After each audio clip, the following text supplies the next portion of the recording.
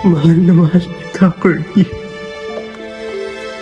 Lahat ibinigay ko sa iyo. Lahat ng gusto mo,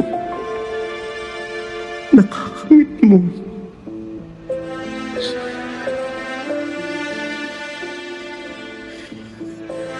Sa'yo na umikot ang mundo ko.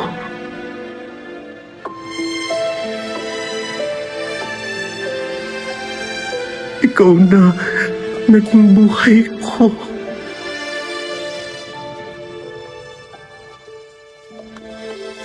Sino ba ako nagawa sa amin ito? Inalagaan kita.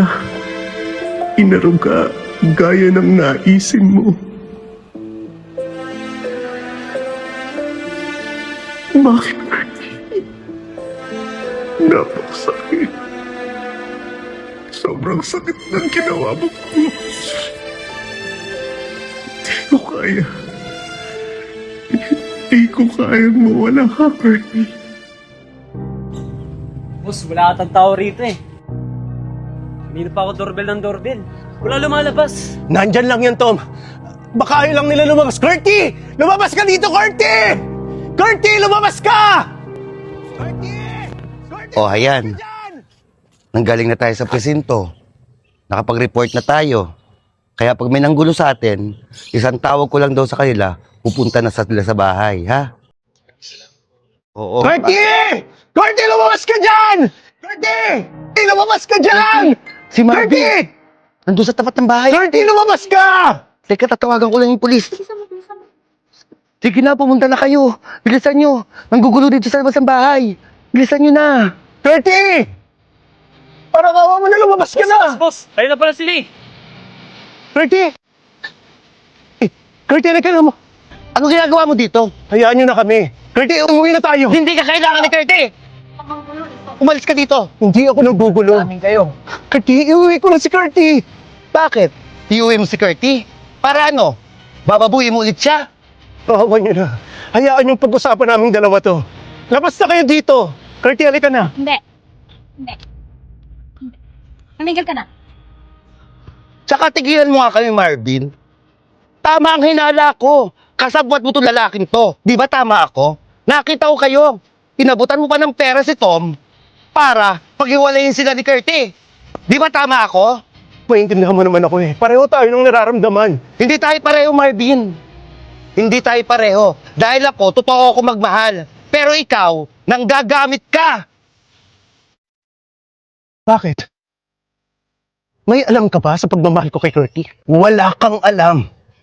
Siguro nga wala akong alam.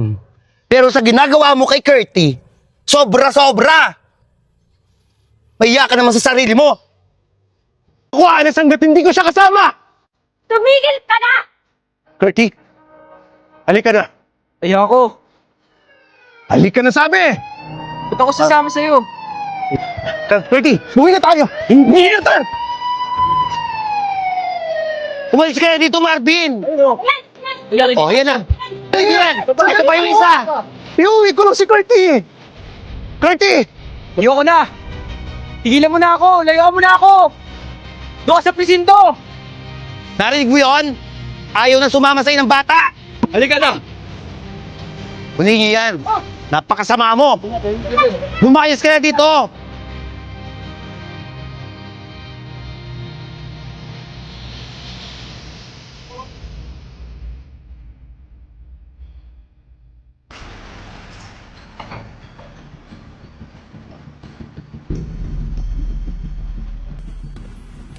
Bakit kaya ang tahimik niya at ano bang natatakot pa rin? Oh, ate. Bakit ang tahimik mo? Mukhang na takot ka pa. Oo, men. Masyado ko nag-aalala sa nangyari kanina. Natatakot ako para sa mga bata. Bakit ka nang natatakot para sa mga bata? Paano ko nakapagpiyansa si Marvin? Paano kung balikan tayo? Naku ate, huwag kayo matakot. Hindi na makakalabas yung dalawang yun doon sa daming mga kasalanan, no? Pero hindi mo naiintindihan. Hindi nga kinakausap ni Curtis eh. Si Marvin, eh, yung mga pulis. Anong nangyari kay Marvin? Hindi natin alam mo. Kakasuhan ba niya o ano? Kasi hindi nga niya kinakausap yung mga pulis eh. Paano? Ano isasampang kaso dyan? Naku ate, alam mo, pwede natin kumbinsihin si Curty na magsampa ng kaso sa daming ginawa sa kanya ni Marvin. Aba, child abuse na yun. Hindi lang talaga ako nangangamba kaya ganito ako. Kailangan magawa natin ito ng paraan. Sure, madadamay dyan si GC. Hindi lang si Curty, pati tayo. Kaya dapat talaga, makasuhan na yan. Huwag ka mag-alala, kakausapin si Curty para magsampa ng kaso. O siya, men, punta mo ng kwarto at masyado na ako na-stress naman nangyari. O sige ate, mag-relax ka lang doon.